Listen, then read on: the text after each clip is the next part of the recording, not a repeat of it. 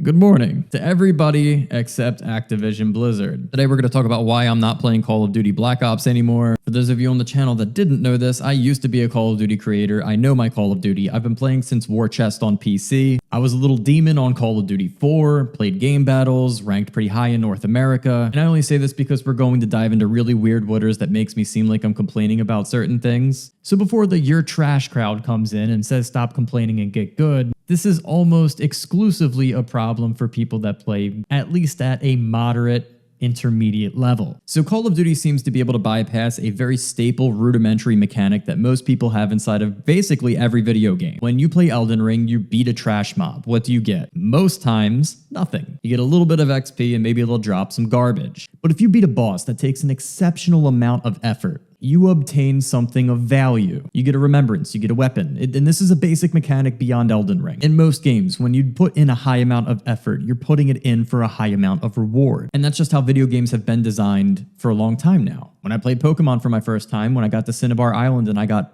Fire Blast, I was pretty excited. That's a really strong TM that you can't buy in like Celadon City, right? But Blaine is an asshole. Skill-based matchmaking is a conundrum, because I don't feel as though I want to be beating trash mobs all the time. I also don't feel as though I am as good as some of the bosses that I'm playing against. Like, I might be a little early, and it almost feels as though that there is no happy medium. I'm either getting a 3.0 kill death ratio in some games or absolutely getting steamrolled. I think I'm like level 24 at this point. I don't have the necessary ingredients to even go up against some of these players. To roll back to the Elden Ring analogy, it almost feels as though I have Limgrave equipment trying to play against Radon, and the game's like, well, you can play the game well, so figure it out. And again, there is no real reward. Like, I'm not getting like an XP bonus for beating people that are like twice my level and significantly better than me. I've reached a point now where my friends can't even really like play with me. I've had complaints from my IRL friends that literally tell me like, I hate your lobbies are ridiculous. This isn't the first time I've heard this. Like, I've literally gone against Call of Duty pros frequently in games like Black Ops Cold War and Modern Warfare 2 and previous titles. There's literally a clip of me versus Optic Gaming's coach.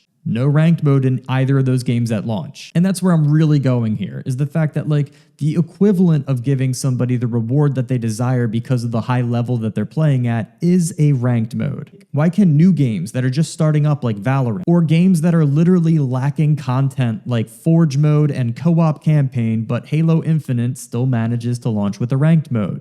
But Call of Duty launches their public matches that are supposed to be casual with the strictness of a ranked mode, but without an actual obtainable rank. And this defies all basic rudimentary mechanics and principles of gaming. You want at least like an achievable goal, something measurable, maybe an award that makes you feel good because other players aren't receiving it.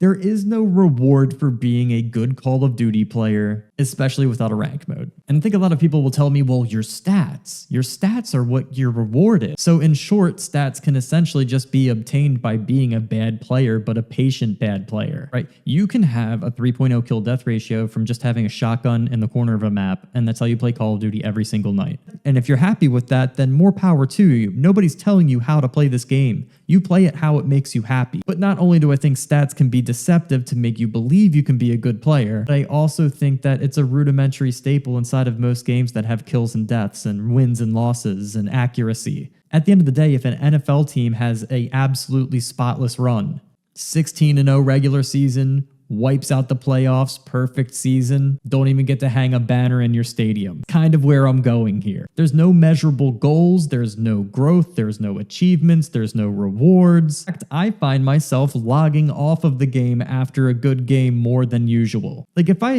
hit like a 47-15 game, I'm closing it and probably playing a different game. So let me ask you guys, and I want some comments. I really want to hear this. What other game gives you an experience where you are starting to do well, you're getting the hang of it, your hands are getting hot, you're starting to get good, but you know you have to leave because you're doing well? What other game makes you feel like you're going to have an uphill battle to the point where it's not even worth your mental health, time, or effort? Skill-based matchmaking defies rudimentary mechanics of reward systems given to you by virtually every other game. And the obvious answer is turning down the skill-based matchmaking in public matches where you're playing with your friends or get attachments, and making a very good, well-rounded, fair competitive ranked mode and launching it in that state. And a lot of people will argue and say, well, Call of Duty is doing really well, and they've done metrics and they've done their tests, and I didn't see these metrics. I haven't seen these tests. Apparently they did them blindly to us, and I have yet to see if that's even true. And even if it was true, I did note that one of these tests where they removed skill-based matchmaking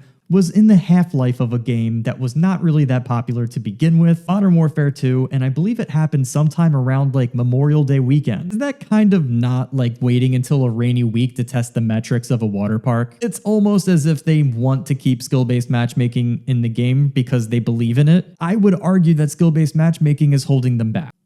Here's why. Now, the golden era of Call of Duty is also the best-selling era of Call of Duty. Black Ops 1 and Black Ops 2 sold 30 million plus units, and this was also when Call of Duty had competition, like Halo, Gears of War, and Battlefield. But also, gaming was not as popular back then. Xbox Live was really the big sending point of having like online FPS gaming. Gaming has never been more popular than it is at this exact moment you're watching the video. And Call of Duty, as far as like the accessible FPS multiplayer game genre, it kinda doesn't have any competition anymore. Halo flopped, Battlefield flopped, Gears of War is still cooking, possibly for a console exclusive.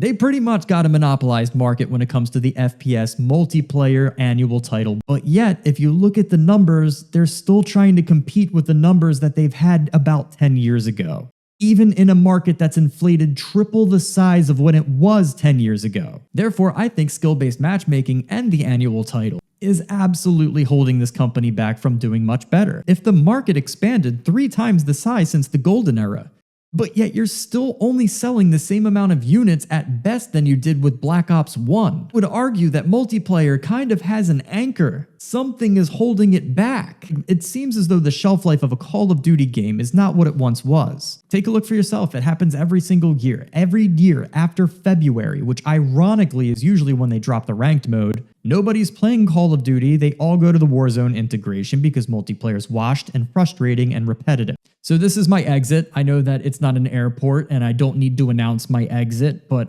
peace out Black Ops 6. Lots of other games that I'm really looking forward to in the mix, especially with 2025. I actually don't have any remorse or any type of like sadness with me about leaving a Call of Duty franchise behind until they fix this massive problem.